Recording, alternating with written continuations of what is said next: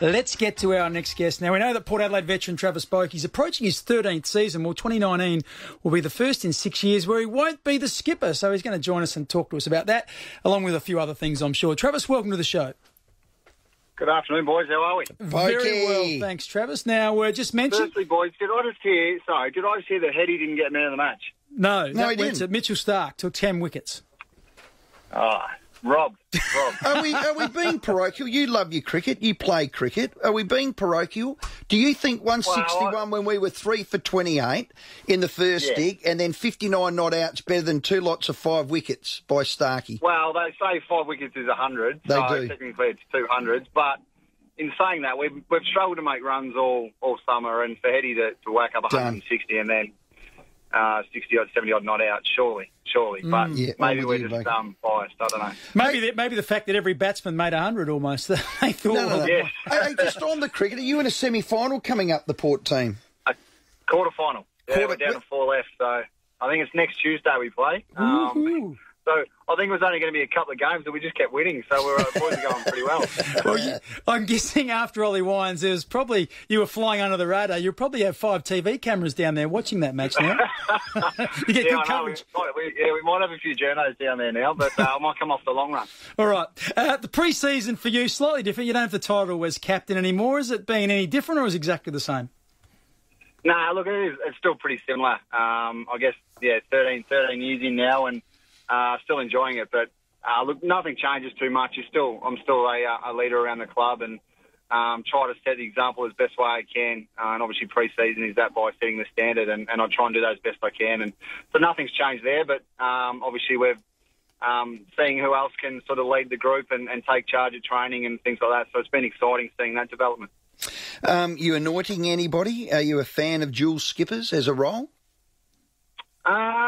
Oh, look, I'm not sure. I mean, if that's what it is and that's the best thing for the club, then it'll be great. But, look, I think there's multiple guys that could actually do it. And we've sort of spoken about those names over the past couple of months. And what I've seen so far this pre-season, that, you see guys stepping up, like Mike, Sammy Pepper, even like guys like Dougal and Ryan Burton coming over. These guys have actually stepped up as leaders as well in the group. So, it's pretty great to see that, and then obviously the senior guys leading the way, Hamish, Brad, Ollie, TJ, these sort of guys. It's been great to see, and whether it's joint captains, whether it's a single captain, it'll be the right decision that the club are making and the group will make. So I'm sure they'll do a fantastic job. Is there a timeline on it? It obviously have to be done before JLT. Well, that's not far away.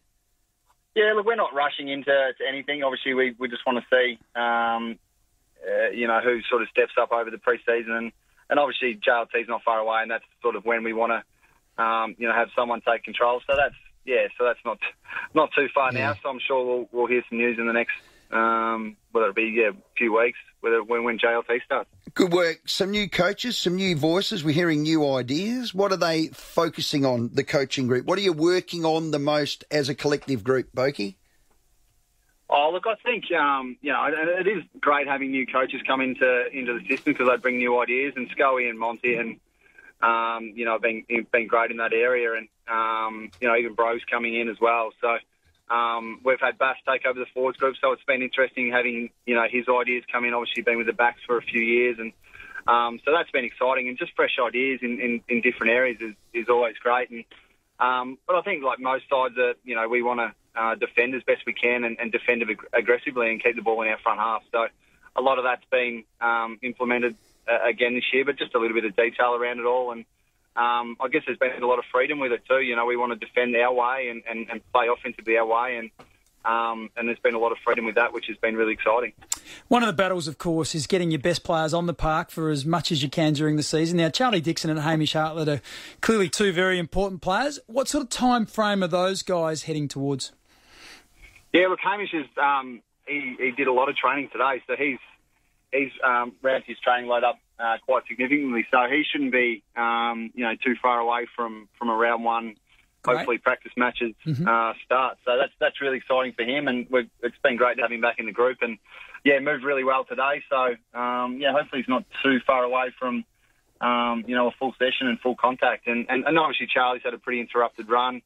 He's still just doing some running at the moment. We're just trying to manage his load as best we can. Obviously, he's coming back from a pretty serious sort of injury. So, we just want to take it pretty cautious with him. It's a pretty long season. So, and for him, he's very important to our group. So, probably a little bit slower process with Charlie. You mentioned Sam Powell-Pepper, and I think most people, particularly Port fans, are hoping he's going to have a breakout year through the midfield. I think there's no doubt he can win as much contested ball as any other player in the comp. Has he been working on finding some of the, for want of a better term, outside ball so he can get a bit more of the footy and perhaps get some footy in some time and space so he's able to use it really well? Yeah, definitely, mate. And look, it's a tricky one because, with those sort of players, you don't want them to lose their weapons, which is their inside contested ball, explosive stuff, and focus too much on the outside game, and then not worry as much as than contested. But I think he's got that, and that's just going to come. And now, like, I've never seen someone improve so much over the off season and come back the way he has, and his fitness levels have gone to an absolutely new level. And what I've been able to see in training and his outside run and getting a lot more outside ball, it's pretty exciting to see. So I'm pretty pumped to see him, go round one and really show what, the type of player he is and can become. Port veteran, club favourite, certainly one of mine, Trav Boak, our guest. Ollie was walking laps today. He got through his op. He's looking good. Yeah, look, the op went well and as well as we could have hoped. So, and Ollie's actually a pretty quick healer, so we're hoping, this is exactly the same and he's back in no time. But, yeah, look, Ollie, he can't sit at home, so he was at the club walking laps and in the gym today doing some stuff as much as he can, and hopefully he's out of the sling in a couple of weeks, and then progressing into some strength stuff and running. I think he'll be running hopefully in the next week or two, so he won't miss too much in that sense, and he's already he's a fit man, so he won't miss too much there, and we'll ease him back into some contested stuff hopefully, not too far. Not too far ahead as well. I know it was done to death. It was an accident, but as a club, you're one of the leaders. Have you addressed your footy leisure time and what you do? Has this caused a correction within the playing group, Trav? Correction? So you think we shouldn't let guys go out and do their own thing? I'm exactly opposite. I think you should, but has there been? I mean, you're a surfer. Some boys ride motorbikes. I'm big for you having a life out of footy.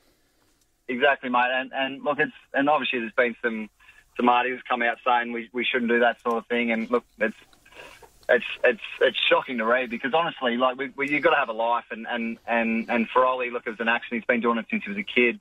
A lot of us go out surfing. I know, guys all over the league do a lot of surfing, a lot of water skiing, ride motorbikes, do all that sort of stuff. And look, accidents do happen, but and it was an unfortunate one. And for Ollie, we're just disappointed that he'll miss a few weeks and has got to come back from it. But you know what? Like, I went out surfing a few days later, so I could have hurt myself there. And you just got to have a life outside of it. And more and more people now are, whether it be life, whether it be in football, there's so much mental health issues that you need a release from, whether it be from work, whether it be from AFL. You just need that release, and for us, that might be surfing, that might be going water skiing. So look, I think it's you got to do it, and unfortunate there's accidents that happen sometimes.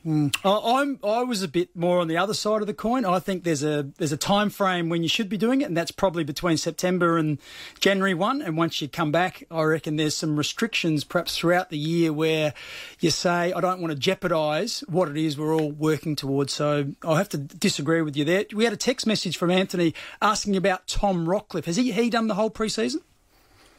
So he had shoulder surgery at the end of the season.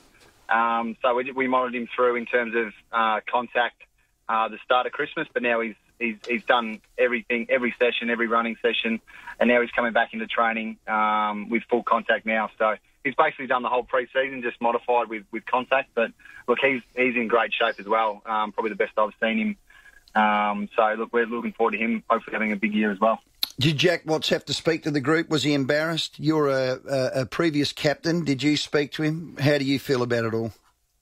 Yeah, I've spoken to him and the whole group's chatted to him and obviously he spoke today. We've seen how emotional he was and how upset he was with the video. And look, it's obviously not acceptable and he knows that and he's admitted that. And but from our point of view now, it's about looking after Jack you know, he's really disappointed, and he's felt that he's let the group down, and you know, his family down, and so we've addressed that, and now it's about looking after him and making sure he's okay, and you know, that's probably the most important thing now, and making sure that he's moved on. And look, that video obviously was last October, and there's obviously been a lot that happened since, and he's made a lot of big changes. You know, after the last incident and in his life, a big positive change. So, and that's where he's heading, and that's been great. So it's obviously disappointing this has come out now after, and he understands that, and we move forward as a club and look after Jack as best we can. As a teammate, you need to know that it wasn't an illicit drug, and are you 100% confident knowing him and being there, and the questioning around that, whether it be from the AFL and the club to Jack, that it's not an illicit drug, Travis? Is that important to you? Yeah, look, it is important to know that it's not an illicit drug, and obviously the video and the context is obviously disappointing as well, but knowing that it's not an illicit drug eliminates that, and obviously we don't stand for drugs in AFL and in our club as well. We're very, very strong on it, and so knowing that it's not is great. Is great news there, and certainly take his word for it. You know, Jack is a great person, and obviously made a mistake, and so for him to let us know that it's not, we definitely take his word on it, and we move on from that. You mentioned it happened back in last October. You said since then he's made a lot of big changes. Does that suggest that there was some upside or some room to improve the way he was going about it?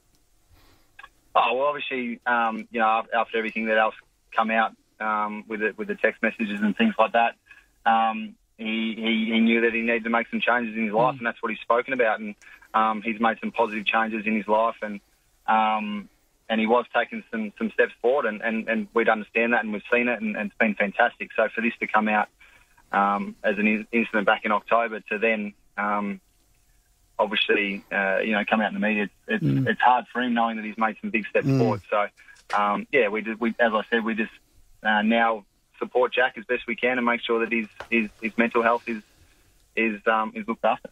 Trev, one last one. I know you don't want to field these questions. It's exciting. There's a lot of hope about your season this year. And I know a lot of Port supporters, certainly Bicks and I, have you in that category. But one last one, because we're getting a lot of texts and emails on our Mile-In Office Furniture text. Do you think he should be penalised by either the club and or the leaders? Yep. So that's something we'll discuss as a leadership group and senior leaders of the club. Obviously, it's just come out.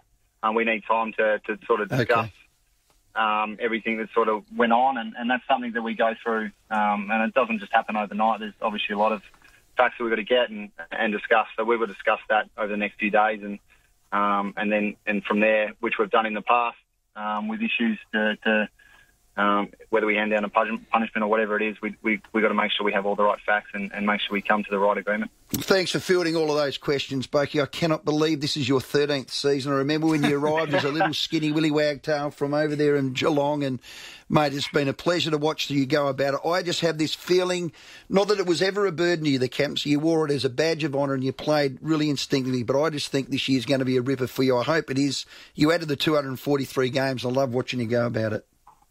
Thanks very much, boys. I appreciate it. Thanks for your time. Hey, Trav, just one. Did you get your number back? What number this year? 10. Yeah, I'm back to number 10. So obviously, yeah, the tradition is number 1, and then your number gets, I guess, sort of retired until you've sort of come back to that number. So you're back in the number 10 this year. So I'm looking forward to it. Great Well stuff. done, Good luck. Boaky.